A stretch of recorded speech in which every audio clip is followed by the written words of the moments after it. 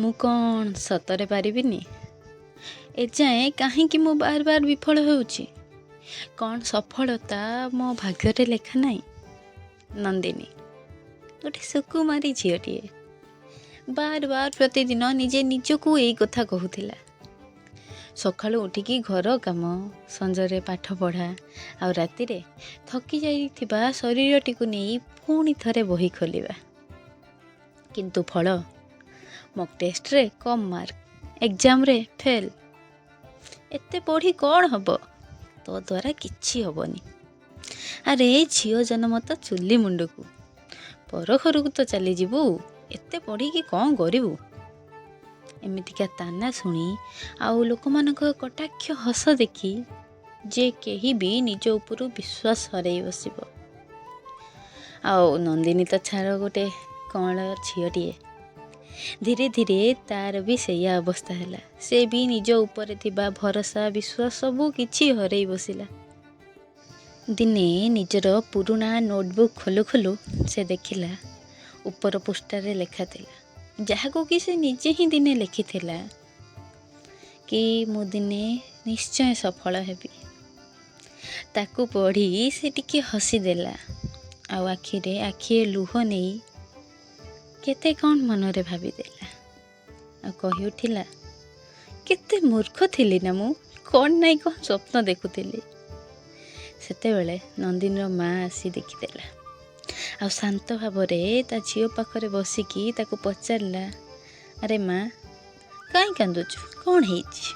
ନନ୍ଦିନୀ କହିଲା, ମା' ଆଉ ପାରୁନି ଲୋ, ମୁଁ ବିଫଳତା ବାର ବାର ସହିପାରୁନି। ମୁଁ କ'ଣ କେବେ କିଛି କରିପାରିବିନି? ମୋ ଜୀବନରେ କ'ଣ ସଫଳତା ନାହିଁ? ମୁଁ କ'ଣ କରିବି ମା', କ'ଣ କରିବି? ନନ୍ଦିନୀର ଏମିତିକା କଥା ଶୁଣି ମା' କିଛି ସମୟ ଚୁପ୍ ରହିଲେ, ଆଉ କ'ଣ ଟିକେ ଭାବି ସାରିଲା ପରେ କହିଲେ, ହଉ ରେ ମା', ଯାହା ହେଇଛି ହେଇଛି, ଚାଲ କ'ଣ ଟିକେ ଖାଇଦେବୁ, ଆଉ ତାପରେ ଆମେ କଥା ହେବା।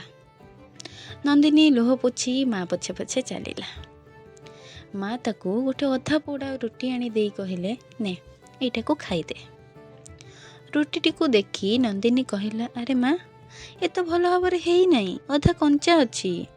ମା' କହିଲେ, ଆଚ୍ଛା ରୁଟିଟା କ'ଣ ଖରାପ ହେଇଯାଇଛି କି? ନନ୍ଦିନୀ କହିଲା, ନାଇଁ ଖରାପ ହେଇନି, କିନ୍ତୁ ଇଏ ଆହୁରି ହବ, ଏଇଟା ଖାଇ ହବନି ଏବେ। ନନ୍ଦିନୀର କଥା ଶୁଣି ମା' ଟିକେ ମୁରୁକି ହସିଦେଲେ, ଆଉ କହିଲେ, ଆଚ୍ଛା ତାହେଲେ ଅଧା ରାସ୍ତାରେ ନିଜ ଜୀବନକୁ ଅସଫଳ କେମିତି କହୁଛୁ? ମା'ର କଥା ଶୁଣି ନନ୍ଦିନୀ ଟିକେ ଆଶ୍ଚର୍ଯ୍ୟ ହେଲା। ମା' କହିଲେ, ତୋ ଜୀବନ ବି ତ କିଛି ସମୟ ମାଗୁଛି, କିଛି ସମୟ ପରେ ତୋ ଜୀବନ ବି ତ ଠିକ୍ ହେଇଯାଇପାରେ। ସଫଳତାର ଅର୍ଥ ନୁହେଁ କି ତୋ ରେଜଲ୍ଟ ଭଲ ହବ। ଆଜି ତୁ ପରିସ୍ଥିତି ସହ ଲଢ଼ୁଛୁ, ସବୁ ଦାୟିତ୍ୱକୁ ସମ୍ଭାଳିକି ବି ପଢ଼ୁଛୁ, ହାରି ମଧ୍ୟ ପୁଣି ଥରେ ଚେଷ୍ଟା କରୁଛୁ।